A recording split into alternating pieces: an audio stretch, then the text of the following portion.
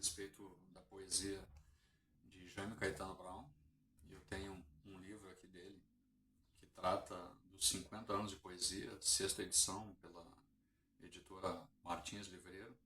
Então, 50 anos de poesia, pajador, antologia poética.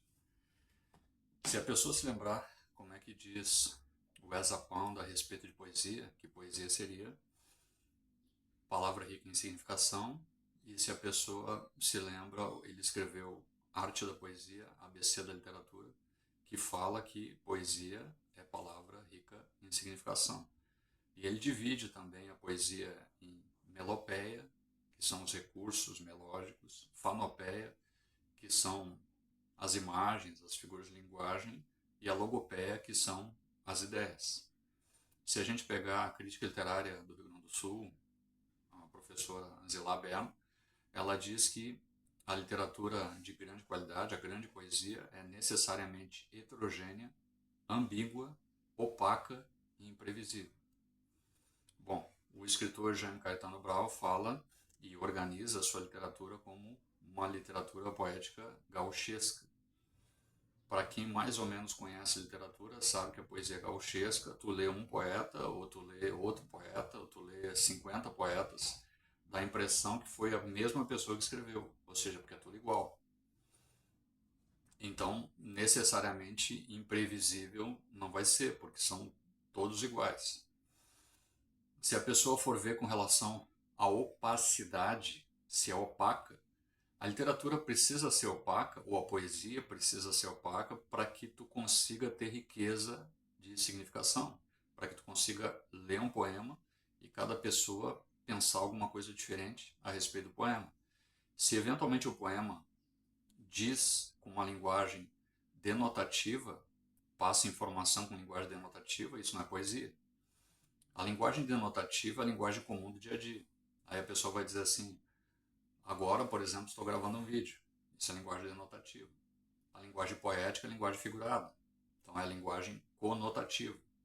Se eventualmente a poesia de um escritor de literatura gauchesca é apenas usada com linguagem denotativa, então a qualidade desse poema é menor.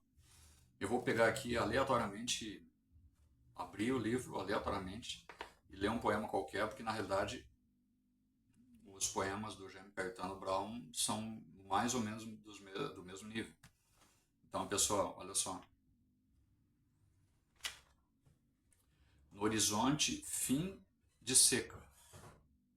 Tá, fim de seca pode eventualmente significar o fim da seca de uma plantação, aí a linguagem denotativa, ou pode ser uma situação figurada, que é fim de seca de alguma coisa, que a pessoa quer vencer, ou quer... No futebol, por exemplo, se diz que um goleador teve fim da sua seca porque fez vários gols, mas aí é um clichê, aí é um lugar comum. Então, no horizonte enfarruscado, onde uma barra levanta, olha só, 1, 2, 3, 4, 5, 6, 7, 8. O escritor Jaime Caetano Brown geralmente faz estrofes de 8 versos. E agora vamos ver aqui com relação às sílabas poéticas. No horizonte enfarruscar, isso significa que é a redondilha maior, são 7 sílabas poéticas. Esse tipo de construção, ele faz, na maioria das vezes, a mesma construção. Então, imprevisível não é. Continua sendo aquilo que o autor faz e o leitor sempre espera a mesma coisa. No horizonte enfarruscado, onde uma barra levanta, o tempo abriu a garganta numa trovejada forte. Tá, o tempo abriu a garganta. Isso é uma imagem de qualidade até, uma boa imagem. E se é uma imagem, então acaba sendo um pouco imprevisível e acaba fazendo o leitor ter riqueza de significação.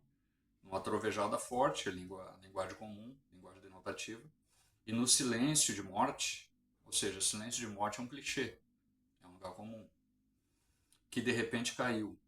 Só se escuta o assovio plangente do vento forte, ou seja, o assovio do vento também é uma linguagem comum, denotativa, e é um clichê também. Há muitos e muitos meses vem durando a seca braba. e nem ao menos desaba um chuvisqueiro ou garoa. Tá? Então isso aqui é linguagem denotativa comum. E aqui significa que fim de seca, que é o título do poema, não passa de linguagem denotativa. Então está falando de plantação realmente. O calor desacorçoa, até parece mandinga. Cortou-se da água a restinga, agora aqui se faz uma inversão, e nessa inversão é simplesmente para poder fazer a rima, e a linguagem não é usada da fala normal do dia a dia, porque as pessoas não falam dessa maneira. Então tu faz uma inversão, e essa inversão cria a possibilidade de colocar a rima. Virou num lodo a lagoa. Agora a outra estrofe. Até o açude da frente está de taipa rachada, e o resto da água embarrada que a boiada pisoteia. Então aqui mais uma vez está falando de linguagem comum do dia a dia, que é a linguagem denotativa. Parece sangueira feia, que brotando de repente se esparramasse ainda quente na cancha de uma peleia. Então, na realidade, esse autor é um autor que faz uma literatura simples, com linguagem comum do dia a dia, embora usando alguns termos do Rio Grande do Sul.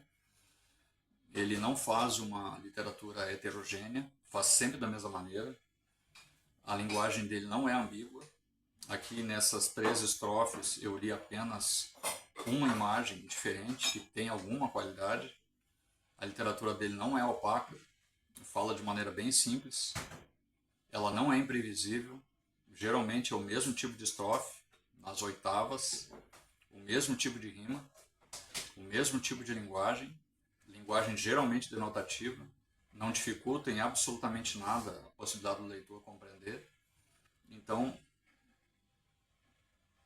está bem longe daquilo que seria uma grande poesia. Não é uma poesia que aumente a possibilidade de que o leitor reflita, ou seja, não tem riqueza de significação. Trabalha um pouco aqui a situação da melopeia, ou seja, dos recursos melódicos, e é isso. A literatura que é toda feita de maneira previsível, de maneira repetitiva, de maneira que um autor escreve, aí tu não consegue saber a diferença se é Jaime Caetano Brown, se é, de repente, Aparício Silva Rilo, se é, por exemplo, um escritor aqui de São Antônio da Patrulha, vamos ver se eu vou me lembrar o nome dele,